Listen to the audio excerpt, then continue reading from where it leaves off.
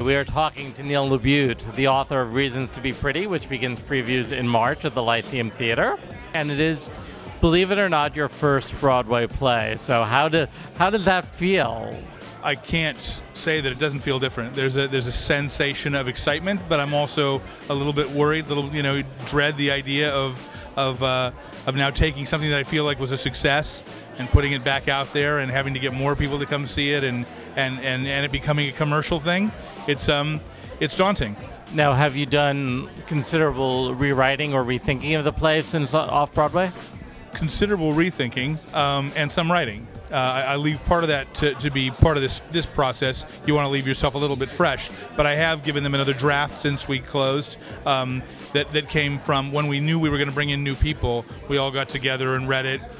And from that came some new ideas. I took as many ideas that came to me from the critics and from audience members, and particularly from the cast, because the cast are the ones who had been out there every night. And I said, how many nights a week did this joke work? And they'd say, none.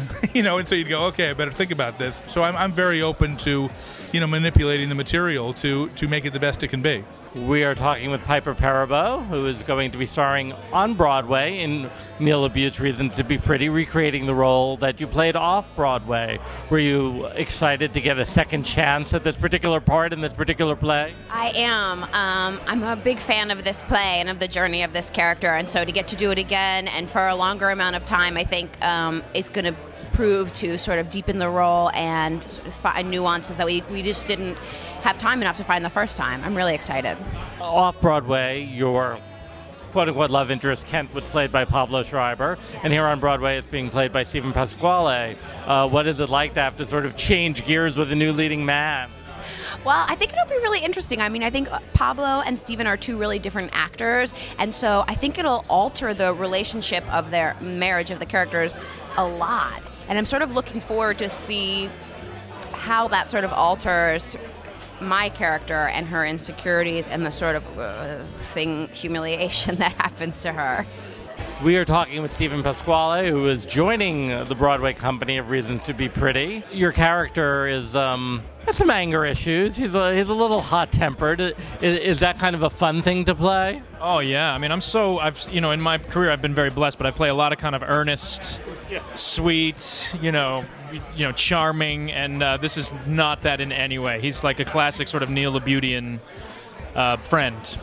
And I'm really looking forward to it. I already told my mother, I said, you're not going to like him, who I play, just so you know. You'll appreciate the play, but you're going to hate me, as will most people. But, I'm looking forward to it. That's what he does so well. How different is it for you to do stage work than your television work on Rescue Me? Oh, man, it's so different. It's the best. Are you kidding? I mean, it's my first love. Every time 3 or 4 months goes by and I am solely working on television, I start to miss it a lot. Because, on TV your days are long and... it feels a little bit more like a job, but you got to do it. I'm very blessed to have that opportunity. So, I would take the stage, any day of the week and twice on Sunday. We are talking with Marin Ireland, who is joining the cast of Reasons to be Pretty on Broadway. Steph takes a very interesting journey through the play. She's really the character that almost changes the most. Was that one of the things that appealed to you about the part? Definitely.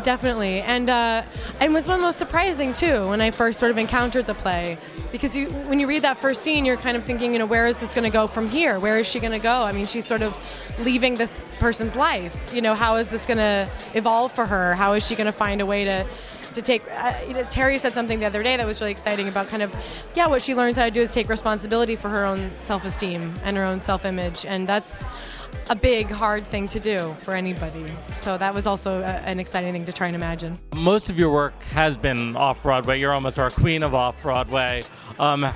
What is it like to face the prospect of having larger audiences and all the hoopla that goes along with being a Broadway actress?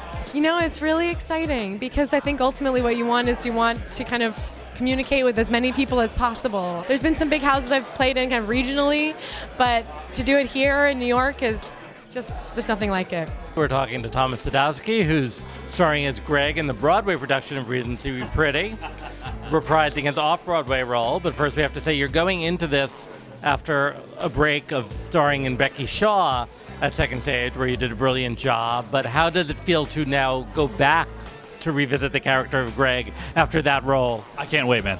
One of the strange things about this art is that you walk away from something, at least for me, and maybe it's a little bit of a psychological insight, but I walk away from shows all the time, and 3 months down the line, like, son of a... That's what I should have done with that moment. So it's really fun to kind of come back to it now and see if that actually is going to work, or if I've just been torturing myself needlessly for 11 years. This is not your first time on Broadway. I was going to say you did the Broadway production of Reckless with Mary Louise Parker. Is Broadway still a special experience for you? Oh, no, I'm over it.